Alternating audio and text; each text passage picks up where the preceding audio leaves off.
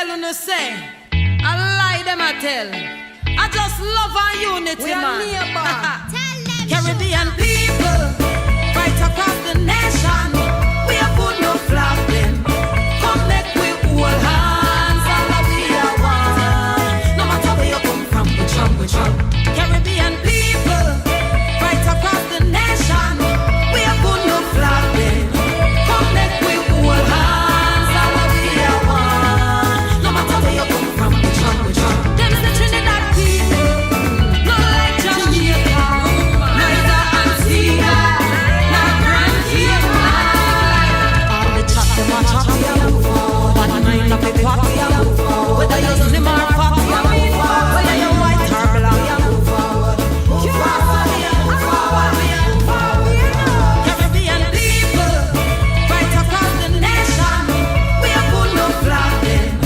Come make we hold hands, all of we are one. No matter where you come from, we jump. Caribbean people, right across the nation, we a put no flag them. Come make we hold hands, all of we are one. No matter where you come from, we jump.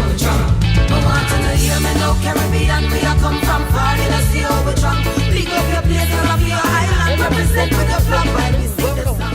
Greetings and welcome to another exciting episode of Caribbean Classroom. We've been off the air for a long time, and tonight we're coming in and we're rusty, so we're going to be a little bit bumpy here and there. As we start out, that was Sugar, our singer, Jamaican from the Bronx. She's been on the show a couple of times before with a nice thing that she created about October of last year, and I decided to open up with that tonight. Tonight's program is one, I'm speaking to a couple correction officers, but these are correction officers who are doing not correction work as you traditionally would think of them, but doing community work. But before, before I get to them, we have missed a whole lot of things happen in between while we were gone. One of them is the fact that we lost our borough president, or former borough president, Helen Marshall, who left us a few months ago. And we also, I ran into a situation where it was very, very touching for me. A young man, 40 years old, and had a serious aneurysm, some kind of a serious problem. But what it opened up for me is an organization called NGA. I think I have NNGA, and I want to have them on the show at some point. National Negro Golf Association, I think it's called NNGA, National Negro Golf Association. And I plan on having them here at some point in the future to tell us about this organization. I never heard of them before, and they too are doing some magnificent work. I've been to Washington, D.C., you know, my son and myself. We went down there for the Independence Ball. We had the Grenada Independence Ball in Brooklyn, which is very exciting stuff. Then, inside of all of this excitement, I ran into this young lady, two of them actually, who visited me at my other job site, and I got introduced to her. And so tonight, I am so pleased to bring to this microphone the New York City Department of Corrections organization that's within that organization called the Relief, is it Relief? The New York City Department of Correction Disaster Relief Association. Disaster Relief, disaster, I couldn't remember the disaster part. Disaster Relief Association. And that is Jessica Davis, the president. Welcome to Caribbean Classroom. Thank you for having me. Along with Jessica, she has with her James Brose. Okay, thank you. Pleasure. There's some pictures of him putting up sheetrock. We're going to get into that down the road. But welcome to Caribbean Classroom. Thank you. Thanks for having us. I want to start out by you tell us about the Disaster Relief Organization. How did that really get started? Because normally you don't hear of corrections officers getting involved with community affairs and community work. How did that come about? Myself, along with Officer Dawson, Officer Middleton, and Officer Brose, we actually went to Flint, Michigan, and all of us collectively are correction officers. So we enjoy doing community service. So we was like, why not branch out and reach out to other correction officers who share the same passion as we do. So that's when we came up with, hey, let's start a disaster relief association that consists of all DOC personnel, because there's a lot of correction officers out there that love helping other people. So your group is more than just New York City? No, our group is just New York City. Oh, okay. So within the department, yes, you decided to reach out to. What we decided to do is she shares the same belief as I do. I do like community service also. When I got into a job, I met Officer Davis. It's so formal, Officer Davis, Officer Bruce. And you know what's crazy is that we don't even call each other by our first names, because it's like we're so used to calling each other by our last name. Right. So it's like we don't even call each other, like even when we go away, I'm still calling him bros. Right. And I'm like, okay, we're not at work, but I still call him. But it's the same thing bros. like when you're in school. I mean, Yes. because in Yeah. school it's the same thing. You're hearing the name. Yeah. And I think I'm the only one who was able to stick with John Crow, and had even my professors calling me John Crow. But anyway, you're saying. Yeah, I was saying that. So we decided, since we heard that Flint, Michigan had the problem, the water problem. Right. So we decided to, let's say, what we're going to do to help out. And since she brought to me, said that they have a problem with the water, so we decided, we're going to distribute water to Flint, Michigan. So myself and her and Officer Middleton and Officer Dawson, we went down there. We drove down there and we packed a van full of water, like 150 cases of water. The water was donated, or you had to buy the water? No. Sorry, I'm sorry. Okay. We actually reached out to our friends and our families, Right. Families outside, friends that's in the department, and we asked them to donate water. For the first time that we went down there, we only myself, Bros, and Middleton, we went down there last year, November, we went down there, because when I first found out about it, when it first came to the public eyes, that was in like November, when I first found out that Flint, Michigan, they did have contaminated water. So at that moment, when I was home in my bed and I heard the mother crying and complaining about her child being brain dead because of contaminated water, I was like, I just cannot lay back and sit back and just not do anything. For somebody who might be hidden under a rock, explain to them this contaminated water in Flint, Michigan. The contaminated water is that the water, instead of them having clear running water, they actually have contamination inside of their water. And their water, instead of it being clear, it's actually all brown. And that's what, go ahead. Where the contamination came from, where the old pipes, instead of having the plastic pipe that we have, they have the copper pipes. The copper seeped into the water. It was so old, over 50 some odd years old. So eventually it seeped into the water. That's what caused the contamination. And the city officials. Yeah, city officials, they knew about it, and they swiped Mr. We don't know if the city officials was aware of this. Well, according to news reports. Well, I don't know if the city officials was aware of this. Yeah. Somebody resigned, remember? Yes. I don't know if somebody resigned. I just know that it was people that was devastated and was hurt behind it, and I wanted to do something about it. Okay. So we collected But why, water. I mean, okay, you have disasters happening all over this country every day. How come you zeroed in on Flint? Well, at that time, that's what we saw. She brought the issue where she saw the mother on TV, the commercial. That's how we started. Right. So when we started there, we said, hey, we could do this somewhere else too. Right. We could do it with Louisiana, where they had the flood. Officer Milton had suggested that in August. They had a flood. So we went down there also. Hurricane Matthew.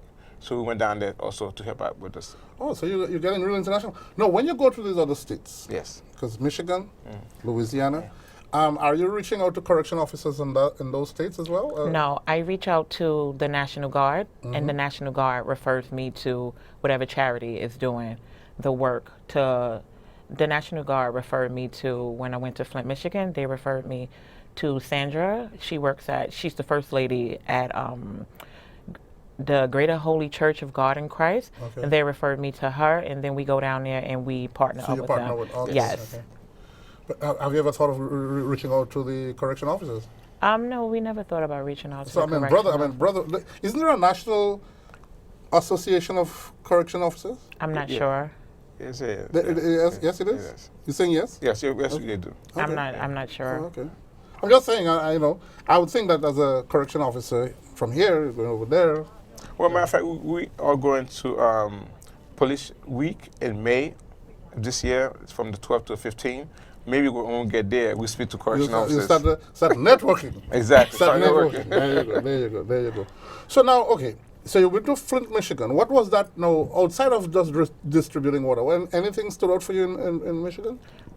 What stood out for me in in Flint, Michigan, was that everything just looked alike.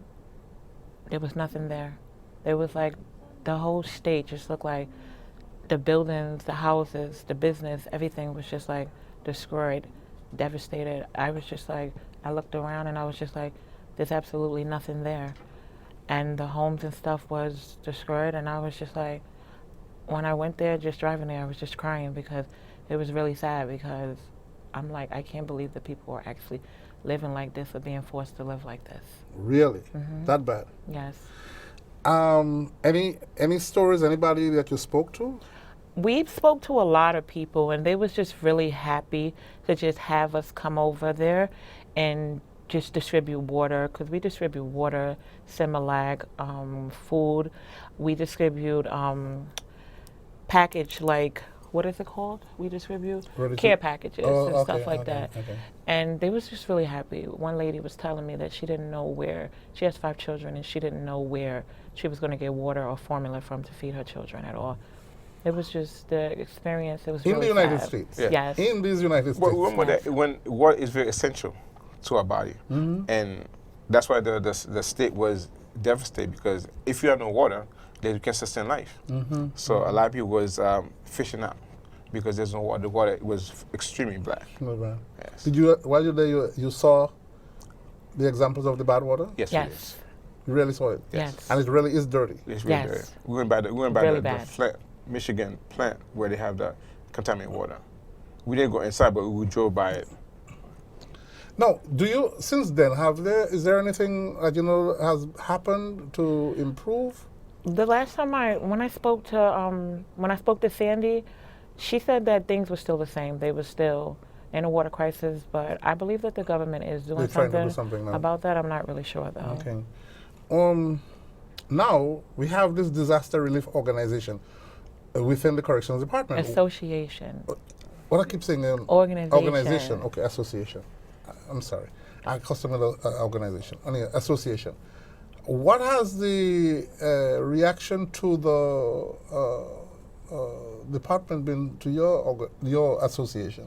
The department is very supportive of our association. They are very supportive. They have information. They've been on board with everything that we're doing, and it's really important that the department is looked at in a positive aspect, because there are a lot of good correction officers out there, and we have a lot of support from them. They've been very supportive of us, giving us information, participating in our events and stuff. By far, it's been a lot of support from the department. I think that one of the reasons that we also, well, for me, that we also started is because that in the light you always see either correction or law enforcement in general, that they always portray the negativity of law enforcement. And we're just out there to make sure that, let the public see that all law enforcement are not bad. No matter whatever group you're in, there's always a bad apple. A bad apple, right. So we don't, yes, you understand? So you don't condemn the whole force just because one or two are not behaving properly. So far you are satisfied with the reaction, the support, Yes. the outreach from the department? Yes. And they're behind you 150%? Yes. Which is good, which is always helpful. How big, how large is the association? Our association right now consists between the members and the executive boards. I would say it's like 20 people. We are a brand new association. We do have an event coming up. Our meet and greet is on April 19th, that we're opening it up for people who would like to join our association. Can non-correction personnel join? No, So- it's only. Like, I'm a non-correction person. Can I be a member? No. No. Oh, okay. No, I mean, just asking. In case I have Sorry. the inclination, I want to, Sorry. come join you. Be in your association. I don't know. Yes, sir. But we do accept, it's very monetary. Or whatever we do, wherever we go. It's like the first thing we went to Support. Haiti, Right. everything come out of our pocket. Oh, so so the department is just support in moral support. Moral support. But Financially, no. We are doing that. Everything come out of our pocket. So going to Haiti, we spend almost $4,000 amongst nine of us, and everything come out of our pocket. wow. So That's like a grip. yes, it is. Whoa. Yeah.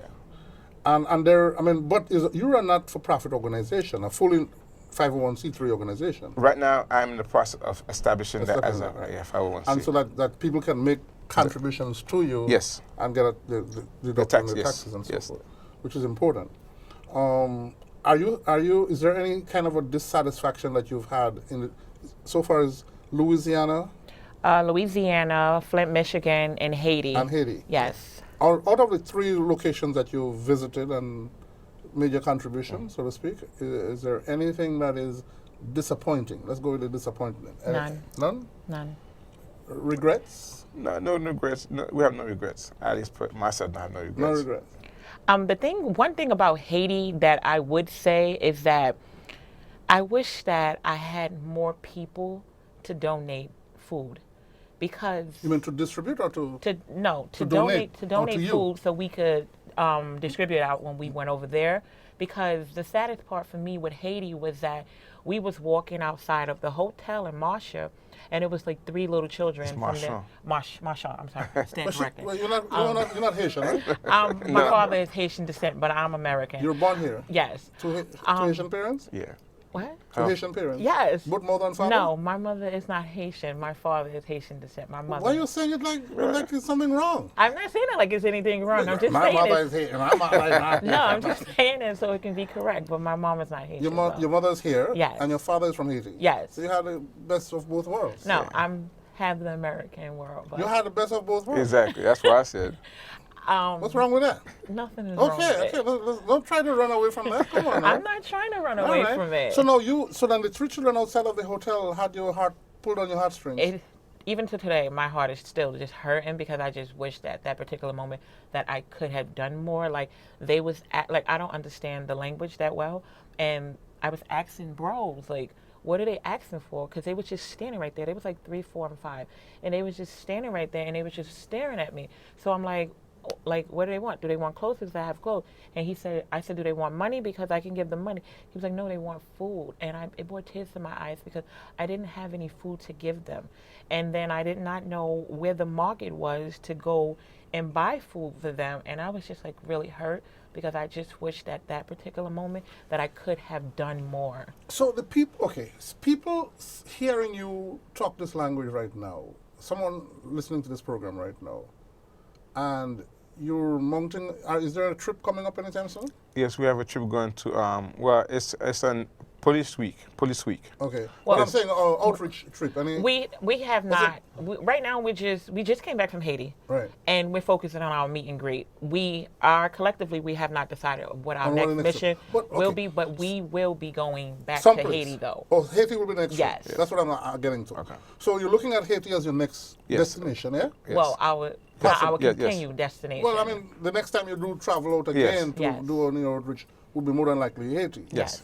And somebody watching you now and is interested in making a contribution, how can they go about doing that? One. Well, they could call me at 718. That's your personal phone number? Yes. The women won't be calling you. It's okay. It's okay. okay. It's business. All right. 718 938 938 16 05. 05.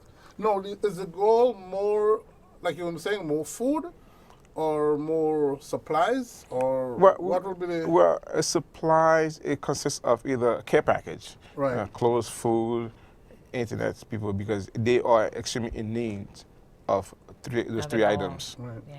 And I noticed in the pictures that when you guys were there was a young lady, I think she looked Asian, who was handing out clothes in one of the videos that I saw. Yes. She Asian? Asian? No? No. Oh, okay.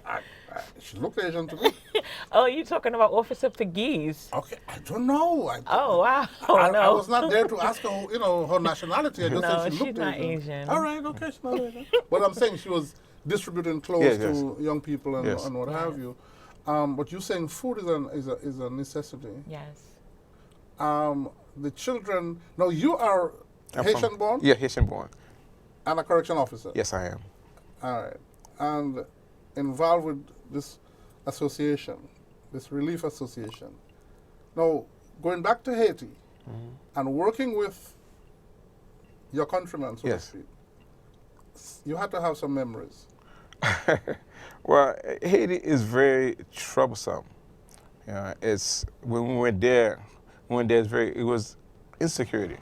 There was no security whatsoever because I remember that we were supposed to go to Marchand when we first landed there. Unfortunately, we were not able to do it because there was burning tires in the road.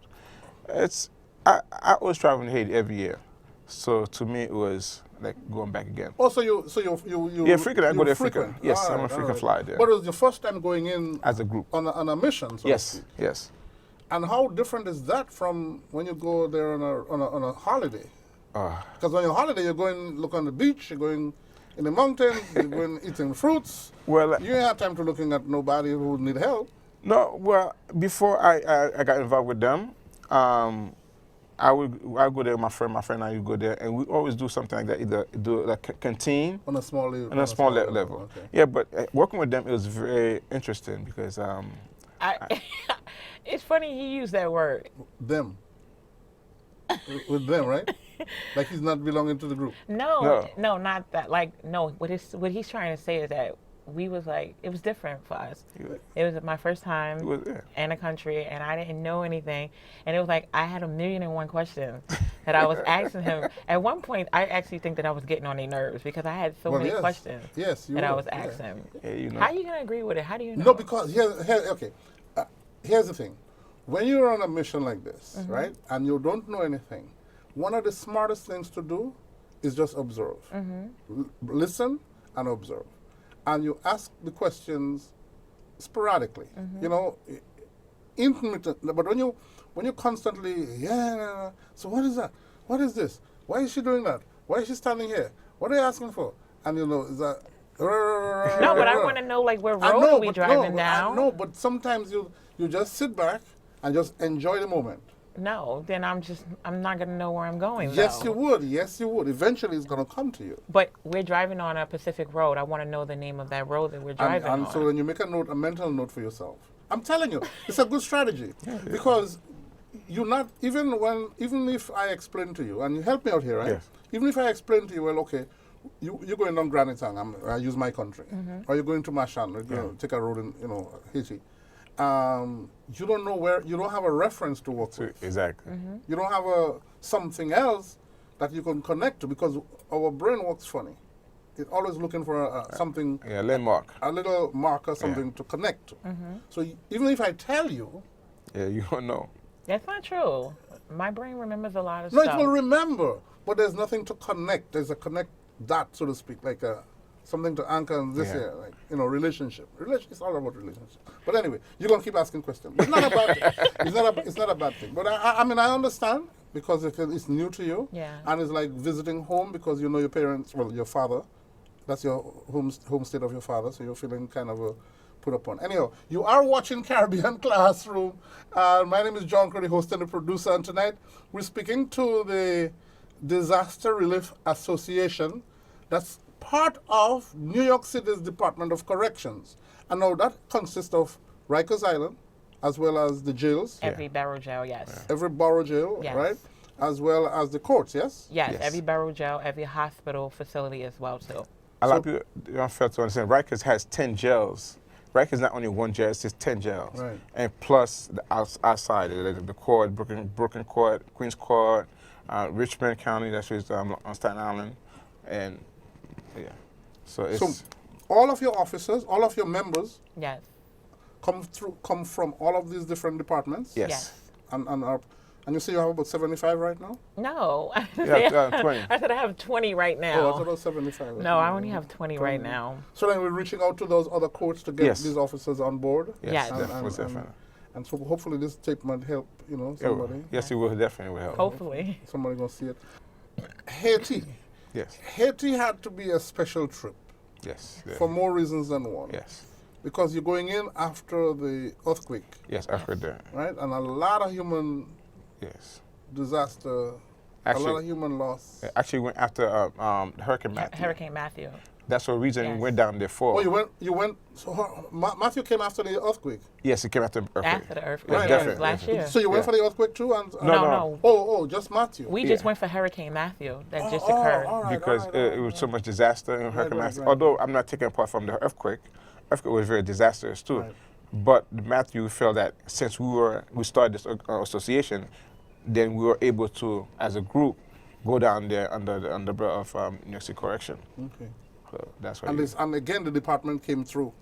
Yes. Morally, they came. Moral Yes. support. Moral But support. don't expect any kind of a money. Trust Of me. course You ain't getting, the department don't have money to to buy uniform for forget about. Let me stop. No. But I have to make I have to acknowledge Beth from the public relations department who spoke to me today, and I had to assure her that the conversation will be centered around the Disaster Relief Association, and that's what we're going to do. Is there anything that I'm leaving out? I'm not asking you about that you want to tell us. Some of I want to hear the stories of some of those things that happened to you while you were in Haiti. I mean, you talk about the children. Not only Haiti, first we started, when we did decide to take on the Hurricane Matthew, we actually started in Louisiana. Then we went to Haiti. First locally, we went to Louisiana. And the house that we actually did when we went to Gonzales, it was Gonzales, Louisiana. It was a correction officer. She worked for the state over there as well too. Okay. And she lost her house, and she had 4 grandchildren. And not only did she lose her house, she also had lost her daughter before, and she's left to take care of these 4 children. And now she lost her home.